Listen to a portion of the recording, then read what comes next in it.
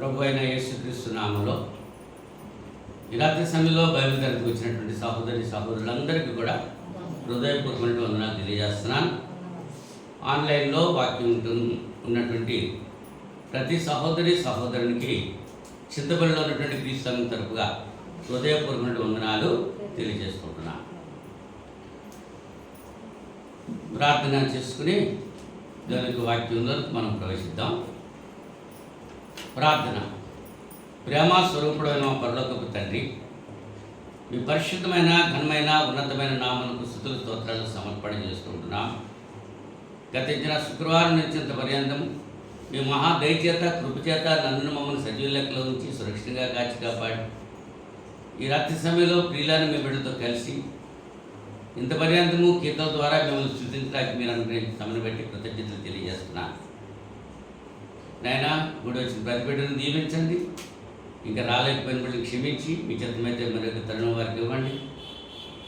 అలాగే ఆన్లైన్లో వాక్యము వీక్షిస్తున్నటువంటి ప్రతి సహోదరులను కూడా మీరు దీవించి మీరు కృపచూపమని ప్రార్థన చేస్తున్నాను. ఈ రీతిగా ప్రపంచంలో ఏ ఏ ప్రాంతాల్లో బైబిల్ తరగతులు జరుగుతున్నాయో ఆయా ప్రదేశాల్లో మీ యొక్క ఆత్మ కాపుదలను అనుగ్రహించి నాయన సత్యమైనటువంటి విషయాలు బిడ్డలు అవగాహన చేసుకొని మీ కుమారుడైన క్రీస్తు రెండవ రాకడ కొరకు సిద్ధంగా ఉండడానికి మీరు కృప చూపుతారని ప్రార్థన చేసుకుంటున్నాను. నాయన ఈ సమయంలో వాక్య భాగంలోనికి వెళుతూ ఉంటున్నాము. అపవిత్రమైన నా పెదవులు కాల్చి పవిత్రపరిచి పరిశుద్ధులు మీ లేఖనాలు ప్రియమైనటువంటి మీ బిడ్డకు అందించడానికి ఒక పనిముట్టుగా నన్ను వాడుకొని మీ నామానికి మహిమ తెచ్చుకోండి. మీ వాక్యము విత్తబడి చూటడుగా రోగగ్రస్త వాళ్ళను ముట్టి స్వస్థపరచండి, బలహీనలను ముట్టి బలపరచండి. ఆయా సమస్యలతో సతమతమవుతూ శాంతి కోరి మిశ్రంలో ప్రార్థిస్తున్న ప్రతి విడేది విజ్ఞాపన మీరు ఆలకించి మహిమ పొందుతారని మనం చేసుకుంటున్నాం. కొద్ది సమయము లేఖనాల ద్వారా మాతో మాట్లాడి మీ నామానికి మహిమ ఘనత ప్రభావం తెచ్చుకుంటారని ఈ ప్రార్థన మా రక్షకుడును మీ ప్రియకుమారుడైన యేసుక్రీస్తు నామములో వేడుకుంటున్నాను. పరలోకపు తండ్రి. ఆమేన్. ఆమేన్. మరొకసారి అందరికీ వందనాలు. ఇది నా వాక్య ధ్యాన నిమిత్తం మత్తయి సువార్త 14వ అధ్యాయము 23వ వచనం చదువుకుందాము. ఆయన ఆ జన సమూహములను పంపివేసి ప్రార్థన చేయుటకు ఏకాంతముగా కొండ ఎక్కిపోయి సాయంకాలమైనప్పుడు ఒంటరిగా ఉండెను. దేవుడు తన వాక్యం దీవించుగాక. ఎవరి గురించి చెప్తున్నారు? యేసు ప్రభు జన సమూహాన్ని పంపివేసి ప్రార్థన చేయుటకు ఏకాంతంగా కొండ ఎక్కి సాయంకాలం అయినప్పుడు ఒంటరిగా ఉండి ప్రార్థన చేస్తున్నారు. ఆయన ఎవరి నుండి ప్రార్థన చేసేది? యేసు ప్రభు ప్రార్థన చేస్తున్నారు. ప్రార్థన అనేటువంటి మాటకి అర్థం ఏమిటంటే, ప్రార్థన అంటే మనవి చేయుట. కీర్తన గ్రంథం 88వ అధ్యాయము 13వ వచనంలో ఈ మాట మనం చూస్తాము. కీర్తనల గ్రంథం 88వ అధ్యాయము, యెహోవా నేను నీతోనే మనవి చేయుచున్నాను. ఏమంటున్నాడు? మనవి, నీతోనే మనవి చేయుచున్నాను అంటే ప్రార్థన చేయటం అంటే మనవి చేయటం. రెండవది తెలియజేయుట అనేటువంటి అర్థం కూడా ఉంది. ఫిలిప్పీ పత్రిక 4వ అధ్యాయము 6వ వచనంలో, ఫిలిప్పీ పత్రిక 4వ అధ్యాయము 6వ వచనంలో పౌలు గారు చదివించిన మాట, దేని గురించి చింతపడకండి కానీ ప్రతి విషయంలోనూ ప్రార్థనల విజ్ఞాపనల చేత కృతజ్ఞతాపూర్వకముగా మీ విన్నపములను దేవునికి అంటే ప్రార్థన అంటే మన విన్నపాలు దేవునికి తెలియజేయాలి. ఎవరికి తెలియజేయాలి? ఏం తెలియజేయాలి? మన యొక్క విన్నపాలన్నీ కూడా కృతజ్ఞతాపూర్వకంగా దేవునికి తెలియజేయటం అంటేనే ప్రార్థన. మనకు అర్థం చూస్తే విన్నపము ఏంటది? విన్నపం రాజుల మొదటి గ్రంథం 8వ అధ్యాయము 28వ వచనం చూస్తే, రాజులు మొదటి గ్రంథం 8వ అధ్యాయము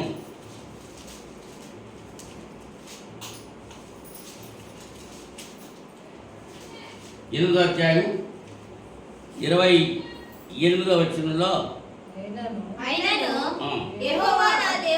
యెహోవా నా దేవా నీ దాసుడనైన నా ప్రార్థనను విన్నపమును అంగీకరించి ఈ దినమున నీ దాసుడనైన నేను చేయు ప్రార్థనను పెట్టు మొర్రను ఆలకించుము. ఇది నీ దాసుడు పెట్టేటువంటి ప్రార్థన విన్నపము అంగీకరించుము, ఆలపెట్టుమని తెలియజేస్తున్నాడు. అంటే ప్రార్థన అంటే మనం చేయటం, ప్రార్థన అంటే తెలియజేయటం, ప్రార్థన అంటే విన్నవించుకుంటాం, ప్రార్థన అంటే మొర్రపెట్టడం. నిర్గమకాండం 2వ అధ్యాయము 23వ వచనంలో, నిర్గమకాండము 8వ అధ్యాయము 23వ వచనంలో, నా ప్రజలను ఈ ప్రజల నుండి ప్రత్యేకపరచెదను, రేపు ఈ సూచక క్రియ జరుగునని యెహోవా సెలవిచ్చినట్టు అలాగున అనేక దినములు జరిగిన మీదట ఐగుప్తు రాజు చనిపోయాను. ఇశ్రాయేలు తాము చేయుచున్న వెట్టి పనులను బట్టి నిట్టూర్పులు విడుచుచు మొర్రపెట్టుచుండగా తమ వెట్టి పనులను అంటే ఇశ్రాయేలు ప్రజలు ఏం చేస్తున్నారు? దేవునికి మొర్ర పెడుతున్నారు. కష్టాలు, వాళ్ళు పడుతున్నటువంటి కష్టాల గురించి, ఐగుప్తీయులు పెడుతున్నటువంటి హింసల గురించి దేవుని సన్నిధిలో మొర్ర పెడుతున్నారు. అది ప్రార్థన. ప్రార్థన అంటే 4 విషయాలు మీకు తెలియజేశాను. 1 మనవి చేయటం, 2వది తెలియజేయటం, 3వది విన్నవించుకుంటాం, 4వది మొర్ర పెట్టుట అనేటువంటిది ప్రార్థన అంటే. దానికి అర్థాలు అవి తెలియజేశాను. గుర్తుంటుందా? అయితే ప్రార్థన ఎప్పుడు ప్రారంభించబడ్డది? ప్రార్థన ఎప్పుడు ప్రారంభించబడ్డది? నిన్న మొన్న ప్రారంభించారా? ఆదికాండము 14వ అధ్యాయము, ఆదికాండము 4వ అధ్యాయము 26వ వచనంలో, ఆదికాండము 4వ అధ్యాయము 26వ వచనంలో, మరియు షేతునకు కూడా కుమారుడు పుట్టెను, అతనికి ఎనోషు అని పేరు పెట్టెను. అప్పుడు యెహోవా నామమున ప్రార్థన చేయుట ఆరంభమని. ఎవరి నామమున ప్రార్థన చేస్తున్నారు? యెహోవా నామమున ప్రార్థన చేస్తున్నారు. అంటే ప్రార్థన ఎవరికి చేయాలి? తండ్రి అయిన దేవునికి ప్రార్థన చేయాలి. నేటి దినాల్లో మనం ఆలోచన చేస్తే చాలామంది పెద్ద పెద్దవాళ్ళు, జ్ఞానవంతులు, బిషప్లు, సెటప్లు, కోట్లు, గుట్లు, షర్ట్లు వేసుకుని, టైలు కట్టుకుని, మరి ఫేస్ భాషను వేయించుకుని, వెంట్రుకలకి రంగు వేసేసుకుని సినిమా యాక్టర్లాగా తయారయ్యి, స్త్రీలైతే ముసుగా వేసుకుంటా ఉంటే వెనకాల కుండి ఉంటే కొండే ఏమంటారు దాన్ని, కొప్పు, అది ఉంటే కప్పుకుంటుందంటే మిగిలిన తలంతా బాహాటంగా విడిచిపెట్టేసి ప్రసంగాలు చేసేస్తున్నారు. వాళ్ళు ఏమంటున్నారు? ప్రార్థన చేయడానికి యేసు ప్రభువా ప్రార్థన చేస్తున్నారు. నేను విమర్శించడం కాదు, దేవుని సన్నిధిలో ఎలా దీన మనస్సు కలిగి మనం జీవించాలి. యథా రాజా తథా ప్రజ. రాజుగారు ఎలా ఉంటారో ప్రజలు అలాగే ఉంటారు, సేవకుడు ఎలా ఉంటాడో సంఘం అలా ఉండాలి. సంఘము సేవకుని అనుసరించాలి. సంఘానికి మాదిరిగా సేవకుడు ఉండాలి. సేవకుని అనుసరించి సంఘస్థులు ఉండాలి. సేవకుడు ఎంత చేస్తున్నాడో దాన్ని వెంబడించాలి. అప్పుడే దేవుడు దీవించి ఆశీర్వదిస్తాడు. అవునా? ఇవాళ అటువంటి ప్రక్రియ జరగట్లేదు. అంటే సెలబ్రిటీలుగా ఉండి వాక్యాలు చెప్పేస్తున్నారు, దేవుని పట్టే చెప్తున్నారు. అటువంటి వారితో నా నామం గురించి ప్రకటన చేయమని చెప్పింది ఎవరు అడుగుతున్నా? బుద్ధిహీనుడిగానే ఉన్నావు, నీ బుద్ధి మార్చుకోలేకపోతున్నావు, నన్ను ప్రకటించమని నీకు ఎవరు చెప్పారని అడుగుతున్నారు. ఆయన ప్రకటించినప్పుడు ఎలా ఉండాలి? మనం విధేయత కలిగి ఉండాలి, వినయం కలిగి ఉండాలి. వినయం కలిగిన దీన మనసులో ఆయన నివాసం చేస్తూ ఉంటారు. అయితే ఈ రాత్రి సమయంలో ప్రార్థన అంటే ఏమిటి, ప్రార్థన ఎవరికి చేయాలి, ప్రార్థన ఎవరి నామంలో చేయాలి, ప్రార్థన ఎవరి కొరకు ప్రార్థించాలి, ప్రార్థనా విధానాలు అనేటువంటి విషయాలు 5 విషయాలు మీతో ముచ్చరించాలని నేను ఆలోచన కలుగున్నా. దాంట్లో మొదటి అంశం అయిపోయింది. ప్రార్థన అనగా నీ ఏమిటో మనం తెలుసుకున్నాం. ప్రార్థన ఎప్పుడు మొదలుపెట్టారు? ఇనోష కాలంలో మొదలుపెట్టారు. ఇనోష కాలంలో ప్రార్థన మొదలుపెట్టారు. ఎవరికి ప్రార్థన చేశారు? యెహోవా నామమున ప్రార్థన చేశారు. తండ్రి అయిన దేవునికి ప్రార్థన చేశారు. ప్రార్థన ఎవరికి చేయాలి అనేటువంటి విషయాన్ని మనం ఆలోచన చేస్తే, దావీదు దేవునికి ప్రార్థన చేశాడు. కీర్తనల గ్రంథం 18వ అధ్యాయము 6వ వచనం. కీర్తన గ్రంథం 18వ అధ్యాయము.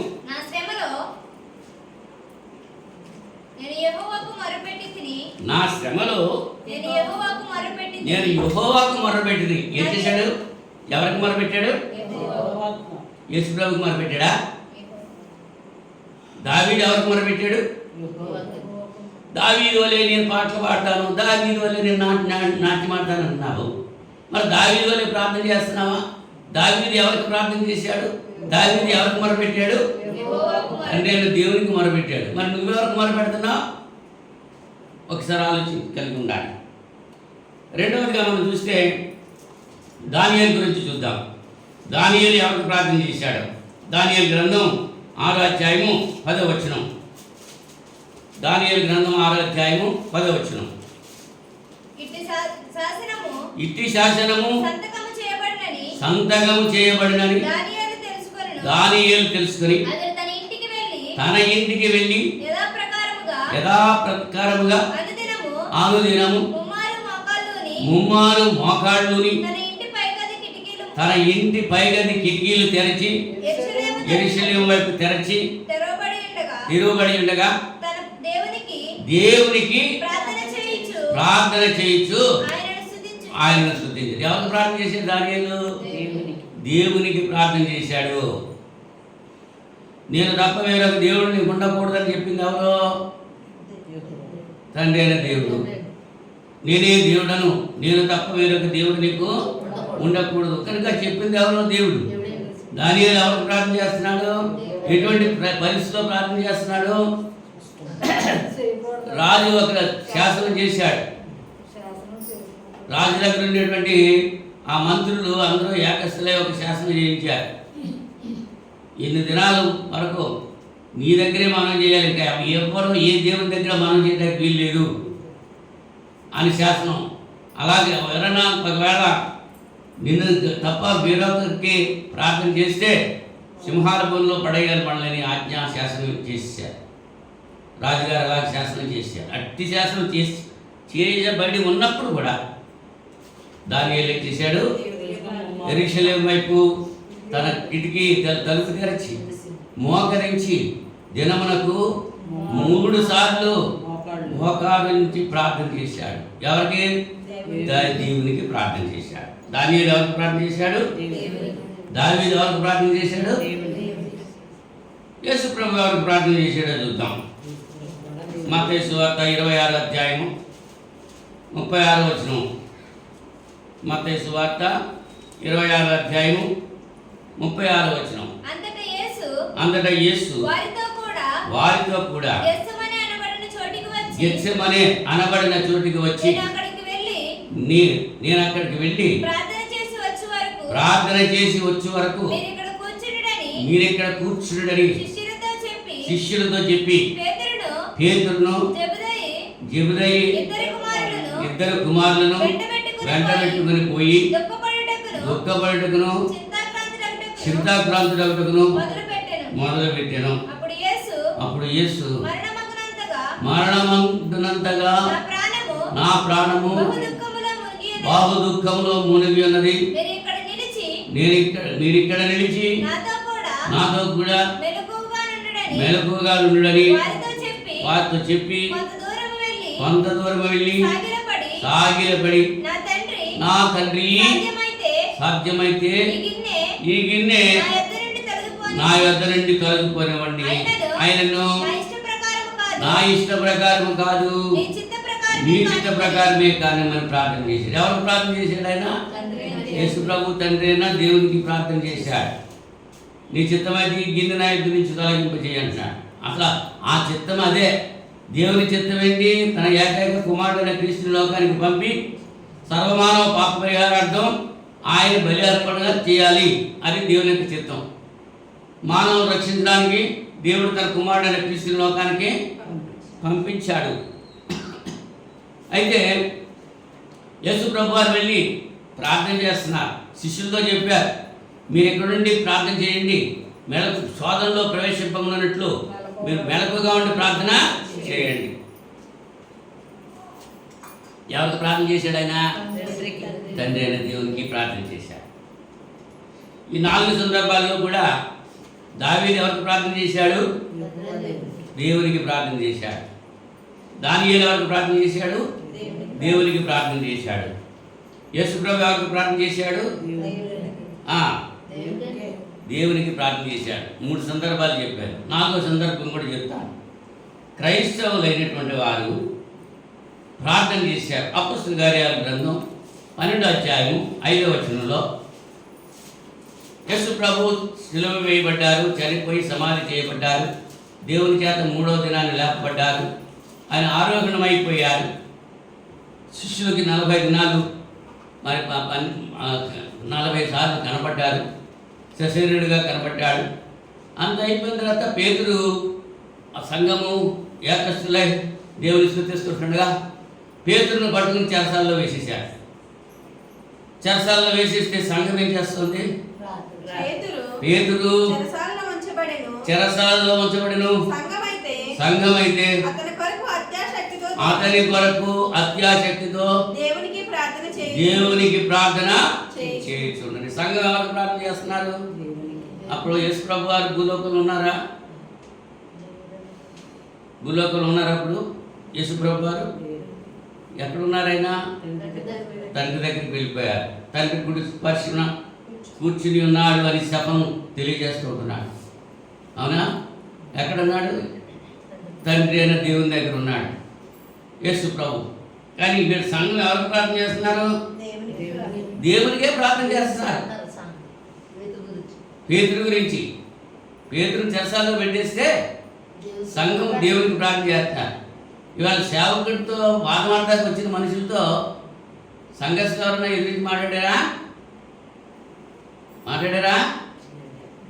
వాడు అక్కడ చూపించాను వచ్చాడు. ఇప్పుడు అవునా? ఎందుకురా ఇలా వచ్చావు మాట్లాడుతున్నావు అని అడిగారా? ఒకళ్ళందనూ చెప్పండి, మేము అడిగాము అని అడిగితే మీరు అడగలేదు కాబట్టి చెప్పలేకపోతున్నారు. ఎవరు అడగలేదు. ఏమన్నా చేసుకుంటే ఆయన పడతారు కదా, మాకెందుకు అలా ఊరుకున్నారు మీరు. కానీ సంఘం అలా ఊరుకోలేదు. ఆదిమ సంఘం పేతురుని చెరసాలలో పెట్టేశారంటే. చెరసాలలో పెట్టితే పోయేట్లేదు, మాకెందుకు ఇలా అనుకోలేదు. సంఘం అంతా ఏకంగా కూడా ప్రార్థన చేశారు. మరి చింతపల్లి క్రీస్తు సంఘం ఎంత ప్రార్థన చేస్తున్నారో.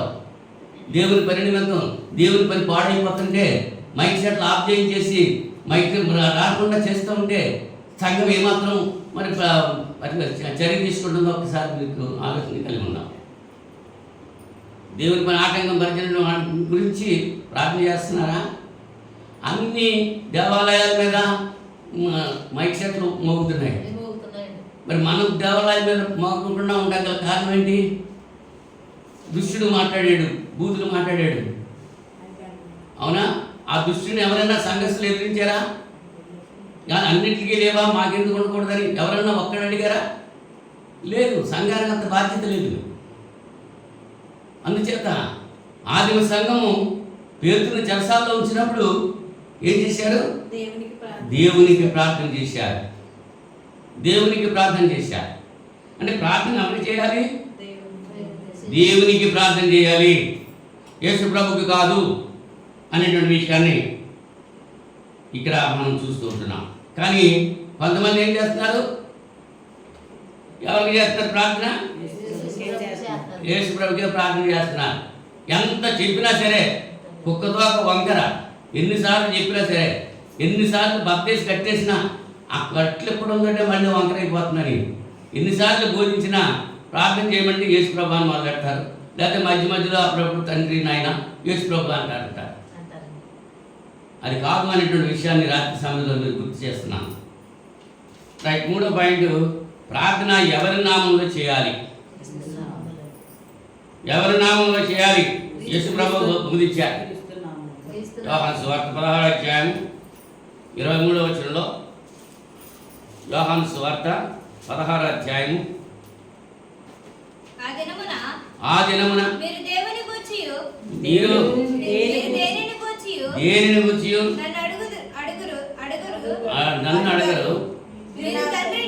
మీరు తండ్రిని నా పేరట ఏమి అడిగినను ఆయన మీకు అనుగ్రహి. నా పేరట, తండ్రి అయిన దేవుని నా నామం పేరట మీరు ఏది అడిగినా ఆయన మీకు అనుగ్రహి. అంటే ఎవరి నామం చేయాలి? ఎవరి పేరట చేయాలి? క్రీస్తు పేరట చేయాలి. క్రీస్తు నామంలో ప్రార్థన చేయాలి. అలా చేయమని ఎవరు చెప్పారు? యేసు ప్రభువే చెప్పారు. ఈ చెప్పిన మాటలు ఎవరు చెప్పారు? యోహాను సువార్త 16వ అధ్యాయం 23వ వచనంలో, ఆ దినమున మీరు దేని గురించి నన్ను అడగరు. మీరు తండ్రిని నా పేరట ఏమి అడిగినను ఆయన మీకు అనుగ్రహించునని మీకు నిశ్చయముగా చెప్పుచున్నాను. క్రీస్తు నామం పేరట వేడుకుంటున్న తండ్రి అనాలి. ఆయన నామం పేరట మనం ప్రార్థన చేయాలి. ఆయన నామం ద్వారా క్రీస్తు యేసునందు ఈ మనవులు అడుగుతున్నానని ఆఖరిని మనం అడగాలి. పౌలు బోధించాడు ఏమని? కొలస్సీ పత్రిక 3వ అధ్యాయము 17వ వచనంలో, కొలస్సీ పత్రిక 3వ అధ్యాయము 17వ వచనం. మరియు మాట చేత గాని క్రియ చేత గాని మీరేమి చేసినను ప్రభు అయిన యేసుక్రీస్తు ద్వారా తండ్రి అయిన దేవునికి కృతజ్ఞతాస్తుతులు చెల్లించుచు సమస్తమును ఆయన పేరట చేయుడి. సమస్తమును ఆయన పేరట చేయుడి. ఎలాగా? మాట చేత కానీ క్రియ చేత కానీ మీరేం చేసినా ప్రభు అయిన యేసు ద్వారా తండ్రి అయిన దేవునికి కృతజ్ఞతాస్తుతులు చెల్లించుచు. ఎవరి ద్వారా? క్రీస్తు ద్వారా. ఎవరికి చేయాలి? తండ్రి అయిన దేవునికి చేయాలి. ఆయన ద్వారా. చాలాసార్లు చెప్పారు మీకు, ఎంఆర్ఓ గారి సంతకం కావాలంటే ఆర్ఐ గారి సంతకం ఉండాలి. ఆర్ఐ గారి సంతకం కావాలంటే విలేజ్ అసిస్టెంట్ గ్రామ ఎవరు ప్రెసిడెంట్ గారు, సెక్రటరీ అనా, విలేజ్ అసిస్టెంట్ సంతకం ఉండాలి. తర్వాత ఆర్ఐ గారు పెట్టాలి. తర్వాత ఎంఆర్ఓ పెట్టాలి. ఈ విలేజ్ అసిస్టెంట్ పెట్టకుండా ఆర్ఐ గారు పెడతారా? అది తుది ప్రాపర్ ఛానల్ అంటారు. వినయంగా వేడుకోవాలి. మార్గం చెప్పారు. ఆ మార్గంలో డైరెక్ట్గా మనం ఎంఆర్ఓ దగ్గరికి వెళ్ళడానికి వీల్లేదు. ఆయన కింద అధికారులకు వెళ్ళాలి. ముందు అధికారుల ద్వారా వెళ్తారు అంతే. అంతేగాని మనం డైరెక్ట్గా దేవునికి చెప్పలేము, చెప్పకూడదు. ఎవరి ద్వారా వెళ్ళాలి? ప్రార్థన క్రీస్తు ద్వారా ప్రార్థన చేయాలి. ఎందుచేతంటే మానవులకు దేవునికి మధ్యవర్తి ఒకడే. తిమోతి మొదటి పత్రిక 2వ అధ్యాయము 5వ వచనంలో, తిమోతి మొదటి పత్రిక, దేవుడు ఒక్కడే దేవునికి నరునికి మధ్యవర్తి ఒకడే. ఆయన క్రీస్తు యేసును. అంటే దేవునికి మానవుడికి మధ్యవర్తి ఎవరు? క్రీస్తే. కనుక క్రీస్తు నామములో మనం ప్రార్థన చేయాలి. దేవునికి ప్రార్థన చేయాలి. క్రీస్తు నామములో ప్రార్థన చేయాలి. భార్యాభర్తకి తగులు వస్తాయి, తప్పకుండా వస్తాయి. తగులు లేనటువంటి భార్యాభర్తలు ఎవరు లేరు. అప్పుడు పిల్లలు లేరు, భార్యాభర్తలు ఇద్దరు దెబ్బలాడుకున్నారు, మాట్లాడకుండా లేదు. అప్పుడు ఏం చేస్తాడు? తడికి రాయిబారు చేస్తాడు అన్నమాట. అంటే ఇప్పుడంటే తలుపులు వచ్చినాయి, అప్పుడు తలుపులు ఉండేవి, తడికలు ఉండేవి. ఆ భర్త వచ్చేసి తడిగా చెప్పా, భోజనం పెట్టమని చెప్పా. ఎదుర్కొన్నారుగా మాట్లాడచ్చు కదా, మాట్లాడతావు. అవునా? ఈవిడ కూడా ఏం చేస్తుంది? భోజనం పెట్టాను తినమని చెప్పాను తడిగా అంటారు. కొన్ని వచ్చానయ్యా భోజనం పెట్టాను తిను అంటదా? అలాగా తడిగా మధ్యలో తడిగిట్టారన్నమాట. అలాగనే దేవుడు పరిశుద్ధుడు, మనం పాపాత్ములము. దేవునికి మనకి మధ్యవర్తిగా యేసుక్రీస్తున్నాడు. ఆయన మధ్యవర్తి ఇటు దెబ్బలు తింటాడు, అటు దెబ్బలు తింటాడు. అటు దేవునితోటి దెబ్బలు, ఇటు మనతోటి దెబ్బలు కదా. దేవునికి కోపం వస్తుంది మనం చేసేటువంటి పనులు బట్టి. దేవుని కుమారుడు క్రీస్తు మనల్ని క్షమించమని దేవునికి విజ్ఞాపన చేస్తున్నాడు. మోషే ఇశ్రాయేల్ ప్రజలందరికీ దేవునికి మధ్యవర్తిగా పనిచేశాడు. ఒకనొక సందర్భంలో దేవుని యొక్క కోపం ఇశ్రాయేల్ మీద మండుకుంటే మోషే అన్నాడు, ఈ ప్రజలందరి కొరకు మరి నా పేరు జీవగ్రంథంలోంచి తీసేయి, అంతేగాని ఈ ప్రజల్ని నువ్వు తీసుకొచ్చావు, ఈ అరణ్యంలో చంపేస్తే నువ్వు చేతకాని వాడమని ఐగుప్తీయులు అనుకుంటారు. అంచేత నువ్వు నా ప్రాణం అన్నా తీసేయి, నా పేరైనా జీవగ్రంథం తీసి, అంతేగాని వీళ్ళని మాత్రం క్షమించని చెప్పి అడిగాడు ఇశ్రాయేలుని. ఈవేళ సంఘ కాపరి సంఘం గురించి దేవునికి విజ్ఞాపన చేస్తున్నాడు. సంఘ కాపరి ఏం చేస్తున్నాను? సంఘ కాపరి ప్రార్థన విజ్ఞాపన, సంఘంలో ప్రతి సభ్యురాలు కొరకు, వాళ్ళు పుట్టినప్పటి నుంచి పెరిగే వరకు ప్రతి విషయంలో కూడా దేవునికి విజ్ఞాపన చేయడానికి సంఘ కాపరి. ధర్మశాస్త్రంలో ప్రధాన యాజకుడికి ఛాతి మీద ఏఫోదు ఉండేది. ఈ ఏఫోదు మీద ఇశ్రాయేలీల 12 గోత్రాల పేర్లు ఉండేవి. 12 గోత్రాల పేర్లు. ఆ భారం ఆ ప్రధాన యాజకుడు భరించేవాడు అన్నమాట. మరి ఈ దినాన్ని మన ప్రధాన యాజకుడు ఎవరు? యేసు ప్రభువే ప్రధాన యాజకుడు. మరి మనమంతా కూడా యాజకులు, అవునా? మరి సువార్త ఎవరైతే ప్రకటిస్తున్నారో, ఎవరైతే కాపరిగా ఉన్నారో వారు దేవునికి మీకు మధ్యవర్తిగా ఉండి ప్రార్థన చేస్తూ ఉంటున్నాం. ఈ సంగతి మీరు మర్చిపోతున్నారు, గుర్తు చేసుకుంటలేదు. మీకు ఇష్టం వచ్చిన తీసుకొచ్చి ప్రార్థన చేసుకుంటున్నారు. కొంతమంది సేవకుడిని విడిచిపెట్టేస్తున్నారు, అవునా? ఎక్కడో ఏదో పండగకి పబ్బానికి ఏదో పిండి చేసుకునేవారు ఇదివరకు. ఇప్పుడు రోజు చేసుకుంటున్నారులే. ఇదివరకు అయితే పండుగ వచ్చేటప్పటికే స్నానం చేసేవారు, పండుగ వచ్చేటప్పటికే కొత్త బట్టలు కొనుక్కునేవారు, పండుగ వచ్చేటప్పటికే పిండి వంటలు చేసుకునేవారు. ఇప్పుడు కదా దినాలు మారిపోయింది, టెక్నాలజీ అంతా మారిపోతుంది. దేవుడిని మర్చిపోతున్నారు, దేవుని విధులను మర్చిపోతున్నారు, దేవుడు చెప్పిన ఆజ్ఞలు మర్చిపోతున్నారు, దేవుని బాటలో నడవడం మానేస్తున్నారు, ఇష్టానుసారమైన మాటలు. చేత ప్రతివాడు తనకిష్టమైన దారికి తొలగిపోయాడు. అసలు దారి దేవుని కుమారుడని క్రీస్తు అయితే, నేనే మార్గమును సత్యమును జీవమును ఉన్నాను, నా ద్వారా తప్ప తండ్రి దగ్గరికి ఎవరు వెళ్ళలేరని చెప్పి యేసుప్రభువే చెప్పాడు. తండ్రి దగ్గరికి వెళ్ళాలంటే ఆయన కుమారుడైన క్రీస్తు ద్వారా మనం వెళ్ళాలి. మన ప్రార్థనలు, మన విజ్ఞాపనలు, మన యాచనలు తండ్రి అయిన దేవునికి ఆయన కుమారుడైన క్రీస్తు ద్వారా వెళ్ళాలి అనేటువంటి విషయాన్ని లేఖనంలో మనం చూసుకుంటున్నాం. ప్రతిదీ ఏం చేసినా మనం క్రీస్తు పేరటే చేయాలి. ఎఫెసీ పత్రిక 5వ అధ్యాయము 20వ వచనంలో, ఎఫెసీ పత్రిక ఆ ప్రభువైన యేసుక్రీస్తు పేరట సమస్తమును గూర్చి తండ్రి అయిన దేవునికి ఎల్లప్పుడూ కృతజ్ఞతాస్తుతులు చెల్లించుచు క్రీస్తునందలి భయముతో ఒకరికొకడు లోబడి ఉండుడి. సంఘానికి తెలియజేస్తున్నాడు, ఒకరికొకడు లోబడి ఉండాలి, క్రీస్తునందలి భయంతో ఉండాలి. మన ప్రభువైన యేసుక్రీస్తు పేరట సమస్తమును గూర్చి తండ్రి అయిన దేవునికి ఎల్లప్పుడూ కృతజ్ఞతాస్తుతులు చెల్లించాలి. మనకి ఇచ్చేవన్నీ ఎక్కడి నుంచి వస్తున్నాయి? దేవుడు తన నిధి నుంచి పంపిస్తున్నాడు. మనకి గాలి ఎక్కడి నుంచి వస్తుంది? నీరు ఎక్కడి నుంచి వస్తున్నాయి? ఎండ ఎక్కడి నుంచి వస్తుంది? ధనం ఎక్కడి నుంచి వస్తుంది? బలం ఎక్కడి నుంచి వస్తుంది? బలము నాది అన్నాడు ఆయన, ధనము నాది అన్నాడు ఆయన, అవునా? ఆకాశం నా సింహాసనం, భూమి నా పాదపీఠం. నేను ఆకలికున్నా మిమ్మల్ని అడగను, 1000 కొండల మీద పశువులన్నీ నావే కదా. మరి మీరు నాకు ఏమిచ్చి రుణం తీసుకుంటారు? మీరు ఆయన మాట వినడం ద్వారా, ఆయన బాటలో మనం నడిస్తే, ఆయన మాటకు లోబడితే అదే ఆయన మనల్ని మెచ్చుకుంటున్నాడు, అదే కోరుకుంటున్నాడు. ఆయన అధికారానికి మనం లోబడి ఉండాలి. కనుక ప్రార్థన క్రీస్తునామంలో ప్రార్థించాలి అనేటువంటి విషయాన్ని ఈ రెఫరెన్స్లో మనకి తెలియజేస్తున్నాయి. కొలస్సీ పత్రిక 3వ అధ్యాయము 17వ వచనంలో కూడా దీన్ని బలపరుస్తూ 3వ అధ్యాయము 17వ వచనంలో, మరియు మాట చేత కానీ క్రియ చేత కానీ మీరేమి చేసినను ప్రభు అయిన యేసు ద్వారా తండ్రి అయిన దేవునికి కృతజ్ఞతలు చెల్లించుచు సమస్తమును ఆయన పేరట చేయండి. ఎవరి పేరట చేయాలి? క్రీస్తు పేరట చేయాలి. ఆయన ద్వారా మన కృతజ్ఞతలు దేవునికి చెల్లించాలి. ప్రార్థన అంటే ఏమిటో తెలుసుకున్నాం. ప్రార్థన ఎవరికి చేయాలో తెలుసుకున్నాం. ప్రార్థన ఎవరి నామంలో చేయాలో తెలుసుకున్నాం. ప్రార్థన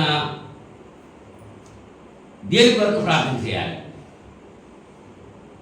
మనం ఎంతసేపు నన్ను దీవించండి, నా బిడ్డలను దీవించండి, నా మనవలను దీవించండి, ఆ మనవలకు పిల్లలు పుట్టేలాగా చేయండి, ఎంతసేపు నా కోసం నా కోసం నా కోసం, అంతేనా? అంతేనా? పురుషుల నుంచి జవాబు వచ్చిందా? అంతేనా?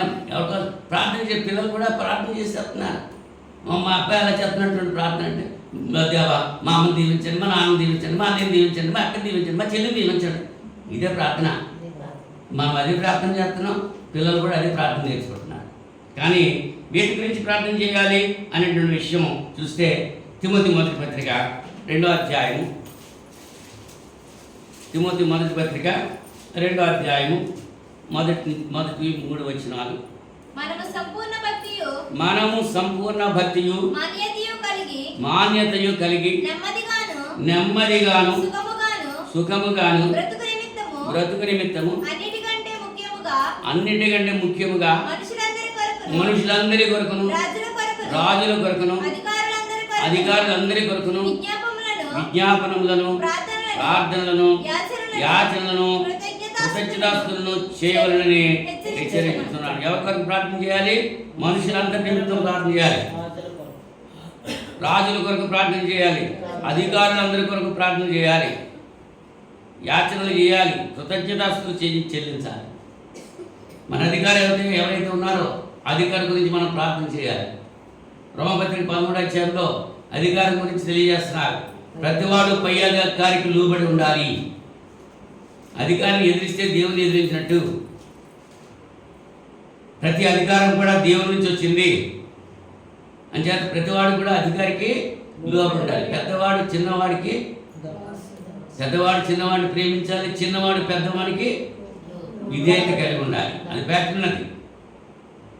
కానీ చిన్నవాడే పెద్దవాడిని ఎదిరిస్తున్నారు. నా మాటే లెక్క, నా మాట రైటు, నీ మాట నీకేం తెలుసు అంటున్నారు. కానీ ఎవరి గురించి ప్రార్థన చేయాలి? మనుషులందరి కొరకు ప్రార్థన చేయాలి. అంత మాత్రమే కాదు, యేసు ప్రభువు గారు చెప్తున్నారు మత్తయి సువార్త 5వ అధ్యాయము 44వ వచనంలో. మత్తయి సువార్త 5వ అధ్యాయము 44వ వచనంలో, నేను మీతో చెప్పినది ఏమనగా మీరు పరలోకమందున్న మీ తండ్రికి కుమారులైనట్లు మీ శత్రువులను ప్రేమించుడి, మిమ్మల్ని హింసించే వారి కొరకు ప్రార్థన చేయండి. ఎవరి కొరకు ప్రార్థన చేయాలి? శత్రువుల కొరకు ప్రార్థన చేయాలి. మిమ్మల్ని ఎవరైతే హింసిస్తున్నారో వాళ్ళ గురించి ప్రార్థన చేయాలి. మనం ఏం చేస్తాం? మనల్ని హింసించే వారు ఎవరైతే ఉన్నారో వాళ్ళని శిక్షించండి చెప్పి దేవుని సన్నిధిలో ప్రార్థన చేస్తాం. వాళ్ళని క్షమించి, నీ శత్రువు ఆకలిగా ఉంటే వాడికి ఆహారం పెట్టు, దాహంతో వస్తే దాహం. అలా చేయటం వల్ల నిప్పులు వాడి నెత్తి మీద కుమ్మరించినట్టు అవుతుంది. మీరు పరలోకమందున మీ తండ్రికి కుమార్తెలు అన్నట్లుగా మీ శత్రువులను ప్రేమించండి, శత్రువుల కొరకు ప్రార్థన చేయండి. ఇంకెవరి కొరకు ప్రార్థన చేయాలి? దశలోనిక మొదటి పత్రిక 5వ అధ్యాయము 25వ వచనంలో, దశలోనిక మొదటి పత్రిక 5వ అధ్యాయము 25వ వచనం, అటువలే మంచి కార్యములు తేటగా బయలుపరచబడుతున్నవి. 5:25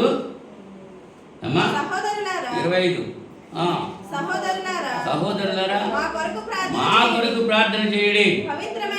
చాలండి. ఎవరి కొరకు ప్రార్థన చేయాలి? దైవజనుల కొరకు ప్రార్థన చేయాలి. నా కొరకు మీరు ప్రార్థన చేస్తున్నారు, చాలా సంతోషం. ఆన్లైన్లో వాక్యం వింటున్నాడు ప్రతి సహోదరుడు నా కొరకు ప్రార్థన చేస్తున్నారు. అందరి యొక్క ప్రార్థనల ఫలితమే నేను ఈవేళ ఆరోగ్యంగా ఉండి మీతో దేవుని యొక్క వాక్యం పంచుకుంటాం. అవునా? దైవ జనుల గురించి ప్రార్థన చేయాలి. మరి మీ వ్యక్తిగతమైన ప్రార్థనలు చేస్తున్నారో లేదో అది మీ మట్టుకు మీరు ఆలోచన కలిగి ఉండాలి. నేను అనారోగ్యంగా ఉన్నప్పుడు ప్రతి ఒక్కరు కూడా వచ్చి నా దగ్గరికి వచ్చి ఒక 2 నిమిషాలు ప్రార్థన చేసి వెళ్ళండి అని చెప్పి ప్రాధాన్యపడ్డారు. కొంతమంది వచ్చారు, అసలు రాని వాళ్ళు రానిలేదు. అవునా? పేతురు చెరసాల్లో ఉంటే సంఘం ఏం చేసింది? ప్రార్థన చేసింది. ఆ బాధ్యత ఆ సంఘానికి ఉండాలి. పౌలు చెరసాలలో పెట్టేట తీసుకెళ్తుంటే సంఘం అంతా అతని కొరకు ప్రార్థన చేశారు. పౌలు ఆఖరి ప్రయాణంలో రోమపట్నానికి వెళ్తూ ఉంటాడుగా, విడనాడు వెళ్తుంటే వీడ్కోలు చెప్పేటువంటి సందర్భంలో సంఘం అంతా పౌలు గురించి ప్రార్థన చేశారు. కన్నీరు విడిచి ప్రార్థన చేశారు. దైవ జనుల కొరకు ప్రార్థన చేయాలి. ఇంకా ఒకరికొకరు ప్రార్థన చేయాలి. ఒకరి గురించి ఒకరు. యాకోబు పత్రిక 5వ అధ్యాయము 16వ వచనంలో, యాకోబు పత్రిక 5వ అధ్యాయం 16వ వచనంలో, మీరు స్వస్థత పొందినట్లు మీరు స్వస్థత పొందినట్లు ఒకరి కొరకు ఒకరు ప్రార్థన చేయండి. ఒకరి కొరకు ఒకడు ప్రార్థన చేయాలి. ఏం చేయాలి? ఒకడి కొరకు ఒకడు ప్రార్థన చేయాలి. ఒకరి గురించి ఒకరు ప్రార్థన చేసుకోవాలి. నేను అందుకే చెప్తా ఉంటాను, ఆదివారం ఆరాధన అయిపోయిన తర్వాత కూర్చోండి కాసేపు, ఒకరి గురించి ఒకరు తెలుసుకోండి, ఒకరి గురించి ఒకరు ప్రార్థన చేసుకోండి. శుక్రవారం బైబిల్ తరగతి అయిపోయిన తర్వాత కూర్చోండి కాసేపు, కాదు ఒకరు యోగక్షేమాలను తెలుసుకోండి, ఒకరి గురించి ఒకరు ప్రార్థన చేయండి. అందరి కొరకు సేవకులు ప్రార్థన చేయడం కాదు, ఒకరి కొరకు ఒకరు ప్రార్థన చేసుకున్నాడు. ప్రార్థన కోసం చేయాలి, మనుషులందరి కొరకు ప్రార్థన చేయాలి, శత్రువుల కొరకు ప్రార్థన చేయాలి, దైవ జనుల కొరకు ప్రార్థన చేయాలి, ఒకరికొకరు ప్రార్థన చేయాలి. అర్థమైందా? ఎవరి కోసం ఎవరి కొరకు ప్రార్థన చేయాలి? ఎంతసేపు నా మట్టుకు నేనే బతికాను అనకూడదు, నా గురించే ప్రార్థన చేసుకోకూడదు. లోకమంతటి కొరకు ప్రార్థన చేయాలి, అధికారులందరి కొరకు ప్రార్థన చేయాలి, శత్రువుల కొరకు ప్రార్థన చేయాలి, మన ఇరువురు వారి కొరకు ప్రార్థన చేయాలి, ఆపదలో ఎవరైతే ఉన్నారో వారి కొరకు ప్రార్థన చేయాలి, ప్రభుత్వ అధికారుల కొరకు ప్రార్థన చేయాలి. మన ప్రార్థనలో విజ్ఞాపనలు ఆ రీతిగా ఉండాలి అనేటువంటి విషయాన్ని ఈ రాత్రి సమయంలో లేఖనాల ద్వారా మీకు చెప్పడానికి నేను సంతోషిస్తున్నాను. ప్రార్థనా విధానాలు ఎలా ఉంటాయి? ఆఖరి పాయింట్కి వస్తున్నాను. మాకు ఆహారం కావాలి, మాకు వస్త్రాలు కావాలి, మాకు ఇల్లు కావాలి, మాకు లోన్లు రావాలి, మాకు బాకీలు రుణమాఫీ జరగాలి. అమ్మా మరియా బయటడు ఇయ్యే ప్రార్థన. అవునా? తిమోతి మొదటి పత్రిక 4వ అధ్యాయం, తిమోతి మొదటి పత్రిక 4వ అధ్యాయం 4-5 వచనాలు. దేవుడు సృజించిన ప్రతి వస్తువును మంచిది కృతజ్ఞతాస్తులు చెల్లించి పుచ్చుకొనిన ఎడల ఏదియు నిషేధింపదగింది కాదు. ఎలయనగా అది దేవుని వాక్యం వలన ప్రార్థన వలన పవిత్రపరచబడి ఉన్నది. అనగా అవిశ్వాసి పిలిచాడు నిన్ను, అతను ఉన్నది ఏదో నీకు పెట్టాడు. వాడు అవిశ్వాసి, మీ ఇంటిలోకి నేను భోజనం అని అన్నామనుకో, వాడే ఉంటాడు, మీరు ఇచ్చే పళ్ళు మేము తీసుకోవచ్చు కానీ మేము పెట్టిన ప్రసాదం మీరు తినకూడదా? అవునా? అన్నిటి వాడికి తెలియదు. విగ్రహం వట్టిది, విగ్రహంలో ఏమి లేదు. పౌలుగా కొరింథీ సంఘంతో మాట్లాడుతున్నాడు, విగ్రహార్థం గురించి చెప్తున్నాడు. విగ్రహానికి బలిస్తే అసలు విగ్రహమే లేదు కనుక దానికి బలిచ్చిందే ఉంటుంది అక్కడ. అవునా? అవిశ్వాసి మిమ్మల్ని పిలిచాడు, సంతోషంగా భోజనం పెట్టాడు. ఏం చేయాలి? నువ్వు ప్రార్థన చేసుకోవాలి. ప్రార్థన చేసుకుని తింటే పవిత్రపరచబడుతుంది అంతే. కానీ అది తినకూడదు, ఇది తినకూడదు అని ఎవరు చెప్తూ ఉంటారు? అబద్ధవాదులు చెప్తూ ఉంటారు. అవునా? అది భోజన పదార్థాలు నువ్వు భోజనం చేసేటప్పుడల్లా నువ్వు ప్రార్థన చేసుకుంటే పవిత్రపరచబడతాడు. కొంతమంది ఇవాళ క్రైస్తవులు కూడా తొలిముద్దలాగా దిష్టి చేసినట్టు తీసి పక్కన పెట్టేస్తూ ఉంటారు. కొంతమంది అయితే తొలిముద్ద తీసుకుని కళ్ళు కట్టుకుని నోట్లు పెట్టుకుంటూ ఉంటారు. క్రైస్తవులే అవునా?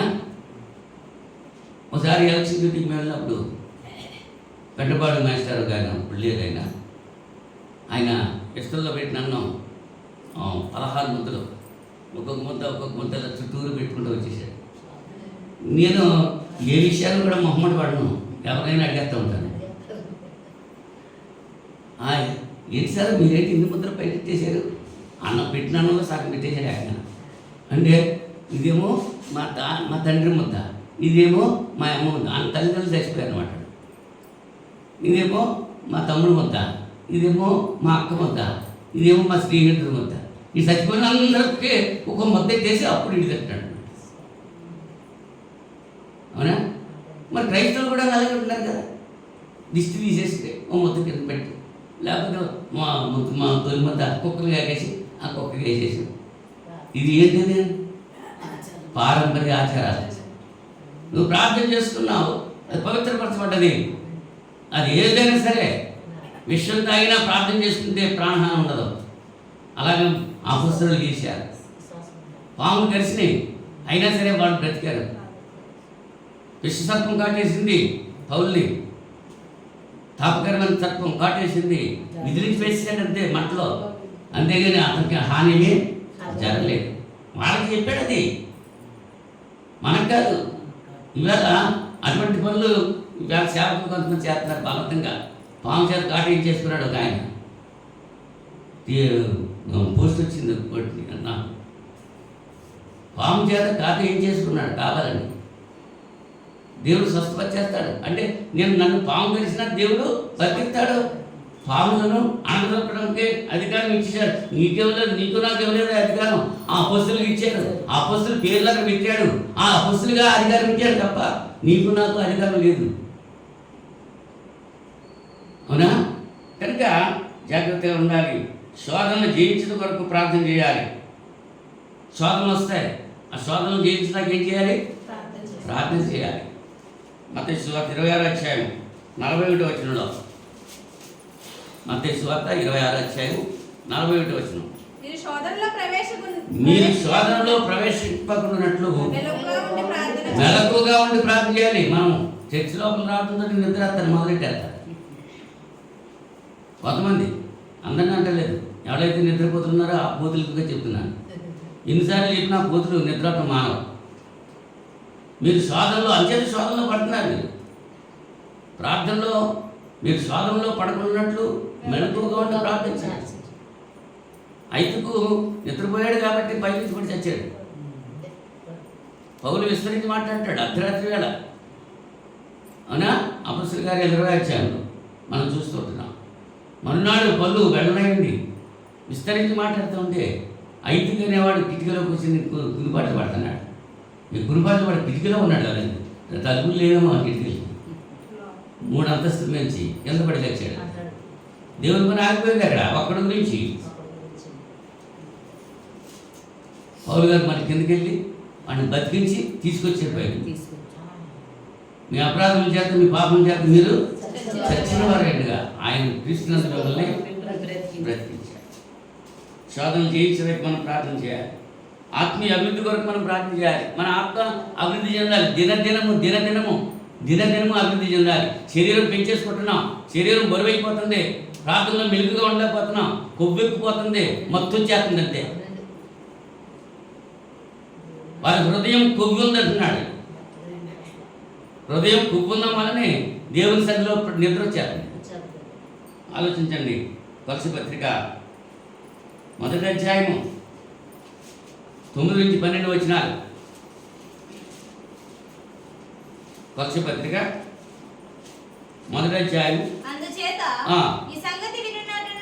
ఈ సంగతి విని నాటి నుండి మేమును మీ నిమిత్తము ప్రార్థన చేయడం మానక మీరు సంపూర్ణ జ్ఞానమును ఆత్మ సంబంధమైన వివేకమును గలవారు, ఆయన చిత్తమును పూర్ణంగా గ్రహించిన వారిని ప్రతి సత్కార్యంలో సఫలులగుచు దేవుని విషయమైన జ్ఞానమందు అభివృద్ధి పొందుచు అన్ని విషయంలో ప్రభువును సంతోషపెట్టినట్లు ఆయనకు తగినట్టుగా, ఎవరికి తగినట్టుగా? దేవునికి తగినట్లుగా నడుచుకునవలనని పూర్ణమైన ఓర్పును దీర్ఘశాంతమును కనపరిచినట్లు ఆయన మహిమ శక్తిని బట్టి సంపూర్ణ బలంతో బలపరచబడవలని తేజోవాసులను పరిశుద్ధుల స్వాస్థ్యంలో పాలివారమగుటకు మనలను పాత్రలుగా చేసిన తండ్రికి మీరు కృతజ్ఞతాస్తులు చెల్లింపవలండి. దేవుని బతిమాలి.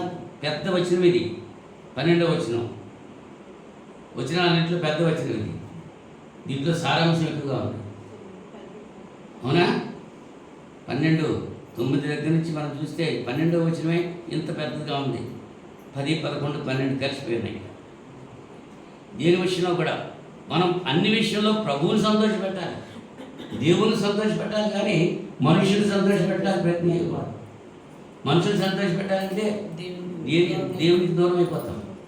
మనుషుల్ని ఏమి ఇచ్చినా మనం సంతోషపెట్టలేం. సంతోషపడతారా మనుషులు? ఎప్పుడు తప్పుడే పరగడుపు. కానీ దేవుడైతే ఏం చేస్తాడు? ఎప్పుడూ ఒకేలాగా ఉన్నాడు. ఆయన సంతోషపెట్టాలి. ఆత్మీయ అభివృద్ధి కొరకు ప్రార్థనలాడాలి, మనం ప్రార్థన చేయాలి. శరీరం పెరగడం కొరకు కాదు, భౌతికమైనటువంటి శరీరాశ నేత్రాశ జీవపడంబాల కొరకు ప్రార్థన చేయడం కాదు. మీకు ఏం కావాలో నాకు తెలుసు, మొదటి నా నీతిని నా రాజ్యాన్ని వెతకండి, తెలుపలన్నీ మీకు అనుగ్రహిస్తారని చెప్పాడు. మనం ఎదురు పెట్టేసి ఆత్మ సంబంధమైన ఆశీర్వాదాల కొరకు ప్రార్థన చేయడం మానేసి భౌతిక అవసరాల కొరకు మేము ఇల్లు కట్టుకోవాలి, మేము పెళ్లి చేసుకోవాలి, మా పొలం బాగా పండాలి, మా పిల్లలు బాగా ఉద్యోగం చేయాలి, మా పిల్లలకు పెళ్ళిళ్ళు అయిపోవాలి, ఎంతసేపు వీటి గురించే ప్రార్థన చేయండి అయ్యారు, ప్రార్థన చేయండి అయ్యారు. నేను ఆత్మలో దిగజారిపోతున్నానండి, నేను ఆత్మలో పెరిగేటట్టు నా గురించి ప్రార్థన చేయండి అని ఎవరైనా అడుగుతారేమో చూస్తాను. ఎవరు అడగరు. అవునా? ఆత్మీయ అభివృద్ధి కొరకు మనం ప్రార్థన చేయాలి. ప్రార్థన విధానాలు సారాంశం. ఆఖరిగా ఆత్మీయ మేలులు గుర్తించాలి మనం. ఎఫెసీ పత్రిక 1వ అధ్యాయం 15 నుంచి 19 వచనాలు కూడా చదువుతాం. ఎఫెసీ పత్రిక 1వ అధ్యాయం. మీ మనోనేత్రములు వెలిగింపబడినందున ఆయన మిమ్మును పిలిచిన పిలుపునకు నిరీక్షణ ఎట్టిదో పరిశుద్ధులలో ఆయన స్వాస్థ్యము యొక్క మహిమైశ్వర్యం ఎట్టిదో ఆయన క్రీస్తునందు వినియోగపరిచిన బలాతిశయమును బట్టి విశ్వసించు మనయందు ఆయన చూపుతున్న తన శక్తి యొక్క అపరిమితమైన మహాత్మ్యం ఎట్టిదో మీరు తెలుసుకోవాలని మన ప్రభు అయిన యేసుక్రీస్తు యొక్క దేవుడైన మహిమా స్వరూప యొక్క తండ్రి తనను తెలుసుకునే యందు మీకు జ్ఞానమును ప్రత్యక్షత గల మనస్సు అనుగ్రహించినట్లు నేను నా ప్రార్థన యందు మిమ్మల్ని గురించి విజ్ఞాపన చేయుచున్నాను. పౌలు గారు ఎఫెసీ సంఘంలో చెప్పేటన్నమాట. మీరు ఆత్మీయ జ్ఞానం పొందాలి, అందుకొరకు నేను మీ అందరి కొరకు నేను ప్రార్థన చేస్తున్నాను. పౌలు గారు చెప్పిన మాట అది. అవునా? మహిమ స్వరూపియగు తండ్రి తన్ను తెలుసుకోండి యందు మీకు జ్ఞానం ప్రత్యక్షం గల మనసు అనుగ్రహించాలని నేను ప్రార్థన చేస్తున్నాను. మన ప్రభు అయిన యేసుక్రీస్తు యొక్క దేవుడైన, అందరికీ దేవుడు ఎవరు? తండ్రి. నేను తప్ప వేరొక దేవుడు నీకు ఉండకూడదు. ఇప్పుడు ఎవరెవరు ఎన్ని విషయాలు మనం ఆలోచన చేశాం? 5 విషయాలు చెప్పాం. ఒకటి, ప్రార్థన అంటే ఏమిటో తెలుసుకున్నాం. ప్రార్థన ఎవరికి చేయాలో ఆలోచన చేశాం. ప్రార్థన ఎవరి నామంలో చేయాలో తెలుసుకున్నాం. ప్రార్థన ఎవరి కొరకు చేయాలో తెలుసుకున్నాం. ప్రార్థన విధానాలు మనం తెలుసుకున్నాం. ఈ 5 విషయాలు చాలా ప్రాముఖ్యమైనవి. వీటిని ఎక్కువ మంది నిర్లక్ష్యం చేసి కూడా ఇదే అనుసరించట్లేదు. కనుక సంఘం అనుసరించి ఈ రీతిగా ప్రార్థిస్తే దేవుని యొక్క మేలులు మనం తప్పకుండా పొందుతాం. అట్టి మేలులు మీరందరూ పొందాలని ప్రేమతో తెలియజేస్తూ ముగిస్తున్నా. ప్రార్థన చేసుకుందాం. మహోన్నతుడా, పరిశుద్ధుడా, సర్వశక్తి సంపన్నుడా, సర్వోన్నతుడా, సర్వాంతర్యామి, మీ పరిశుద్ధ నామానికి స్తుతులు స్తోత్రాలు సమర్పణ చేస్తున్నాం తండ్రి. ఈ రాత్రి సమయంలో విత్తబడిన వాక్యం బిడ్డ హృదయాల్లో ఫలించి అభివృద్ధి పొందకు సహాయం చేయండి. నిన్న ప్రతి బిడ్డను దీవించండి. వాక్యం విని విడిచిపెట్టడం కాదు, కానీ వాక్య ప్రకారంగా జీవిస్తూ మీ నుంచి దీవెన పొందే భాగ్యం బిడ్డలందరికీ ప్రసాదించమని మనం చేసుకుంటున్నాం. అలాగే నా ప్రభువా నాయన, మా యొక్క విజ్ఞాపనలు, మా యొక్క యాచనలు, మీరు ఆలకిస్తున్నారు. మీ కుమారుడు క్రీస్తు నామములో ఆయన ప్రతి విషయంలో కూడా మీరు మా యొక్క విజ్ఞాపన మీరు ఆలకించి పారలౌకికమైనటువంటి ఆశీర్వాదాలు మీ కుమారుడైన క్రీస్తులో మాకు అనుగ్రహిస్తున్నారు. అందుని బట్టి మీకు కృతజ్ఞతాస్తుతులు చెల్లిస్తున్నాం. ఇంత పర్యంతము ఈ కార్యక్రమంలో మీరు నడిపించిన విధానం బట్టి కృతజ్ఞతలు చెల్లిస్తూ ఈ రాత్రిలో శశరాత్రిలో మనమనే పడదు పెడుతున్నాం. అలసిన మా శరీరాలకు కావాల్సిన విశ్రాంతి దయచేయండి. మీ చిత్తమైతే మీకున్న సృష్టిపాటు లేచి మనం స్థుతించిన చూపండి. రేపటి దినాన్ని జరగనటువంటి స్త్రీల సమాజం ప్రార్థన కూడికను బట్టి ప్రార్థన చేస్తున్నాను. అనేక స్త్రీలు వచ్చి వాక్యం నేర్చుకోవడానికి సహాయం చేయండి. ఆదివారం ఆరాధన కొరకు ప్రార్థన చేస్తున్నాను. సంఘ బిడ్డలందరూ కూడా ప్రతి కుటుంబం కూడా మీ సన్నిధిలో కనబడటానికి సహాయం చేయమని మనం చేసుకుంటున్నాను. ఇంత పర్యంతము మీ చూపిన కృపను బట్టి కృతజ్ఞతలు తెలియజేస్తూ మీ చిత్తమైతే మరొక శుక్రవారం ప్రియమైన మీ బిడ్డతో కలిసి పరిశుద్ధుడు మీ లేఖనాలు పరిశీలించేటువంటి మహాభాగ్యం మా అందరికీ దయచేస్తారని ఈ ప్రార్థన మా రక్షకుడు మీ ప్రియకుమారుడు యేసుక్రీస్తు నామములో వేడుకుంటున్నాం. పరలోకపు తండ్రి. ఆమేన్. ఆమేన్. అందరికీ వందనాలు.